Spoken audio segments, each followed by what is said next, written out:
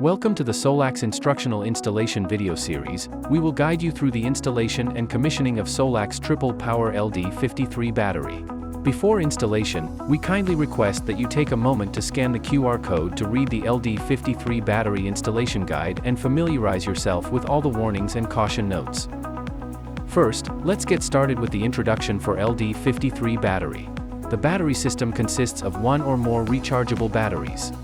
Please prepare the following tools before installing the LD53 battery. Let's briefly go over what comes in the package of the Solax LD53 battery. The following items are only for one battery module. If you plan to install two adjacent battery modules, an additional purchase is required. There are two installation options, floor mounting and wall mounting. This video will take floor mounting for batteries as an example. Note that both the two options can be withstand up to 16 battery modules. To ensure a proper installation, please follow the guidelines.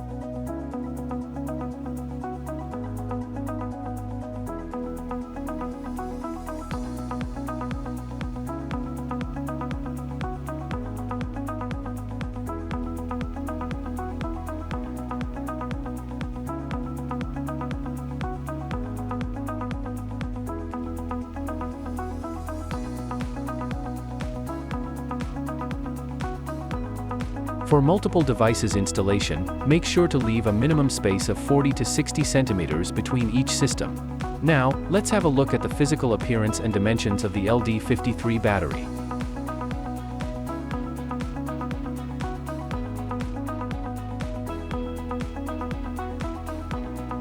Now let's get started with the mounting of the LD53 battery.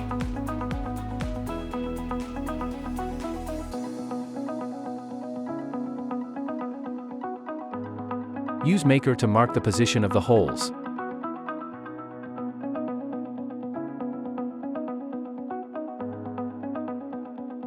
Note that when installing, at least two people are required to lift the battery module. Hang the battery on the wall, and tighten the screws with the cross screwdriver. Then install the other batteries. Note that 400 and 600 millimeters of distance shall be provided between two batteries. Next, we will proceed with the wiring section. Please prepare these tools before wiring. For PE connection, strip the PE cable by wire stripper.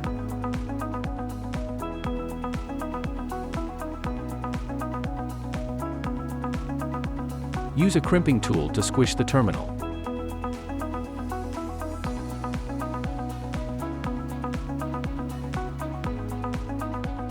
Then use a heat gun to blow the tubing.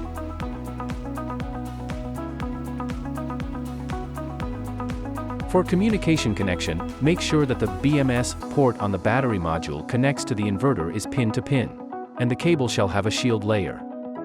Before connecting to the inverter, ring terminals are required to be made and fitted over both the negative and positive power cables respectively. Note that do not damage the conductor while silding the jacket off the power cable end.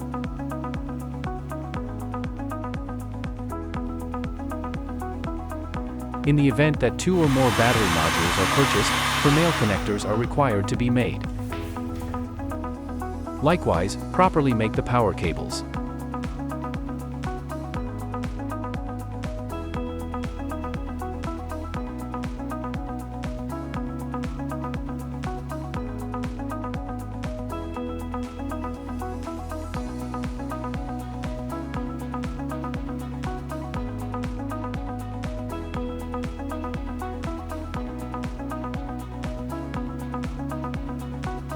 Firstly, connect the battery module to the inverter, BAT negative port to BAT negative port, BAT positive port to BAT positive port, BMS port to BMS port, and connect the PE cable.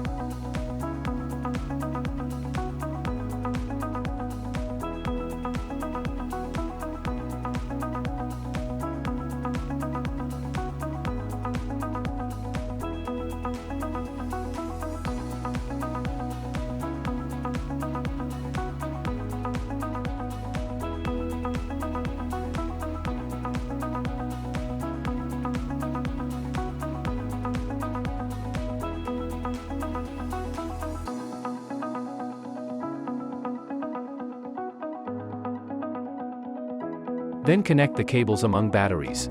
Note that the port sequence is BAT positive to BAT positive, BAT negative to BAT negative, COM1 to COM2, and connect the PE cable. Remember to close the waterproof cover after each installation.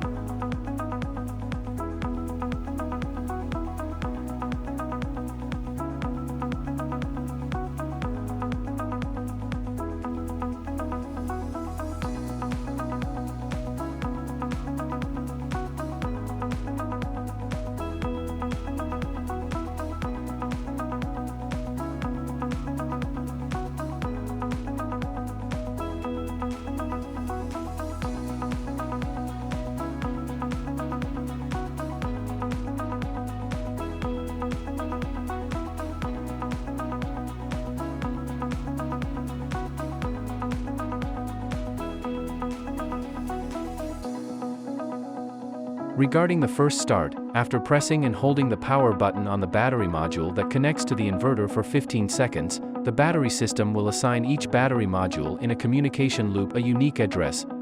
In the meantime, the status light will remain on solid yellow light for the first 11 seconds and then turn to solid green light, and the SOC power indicators will remain on solid blue light based on the battery module's actual battery capacity.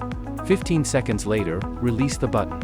At this point, the status light will flash green light and the SOC power indicators will remain on solid blue light after the unique address is assigned.